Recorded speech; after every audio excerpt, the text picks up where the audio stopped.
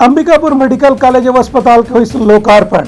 मुख्यमंत्री भूपेश बघेल और उप मुख्यमंत्री टीएस सिंहदेव वीडियो कॉन्फ्रेंस के माध्यम से करें उद्घाटन। अंबिकापुर मेडिकल कॉलेज के अस्पताल के लोकार्पण मुख्यमंत्री भूपेश बघेल और उप मुख्यमंत्री टीएस सिंहदेव वीडियो कॉन्फ्रेंस के जरिए करें।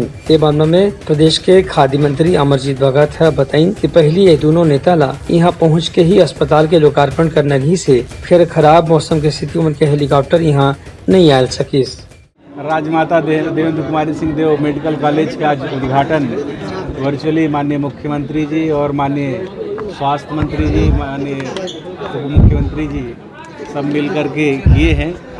और इसके उद्घाटन होने से सरगुजा वालों के लिए, सरगुजा अंचल के लोगों के लिए बहुत बड़ी सौगात स्वास्थ्य के क्षेत्र में मिली है।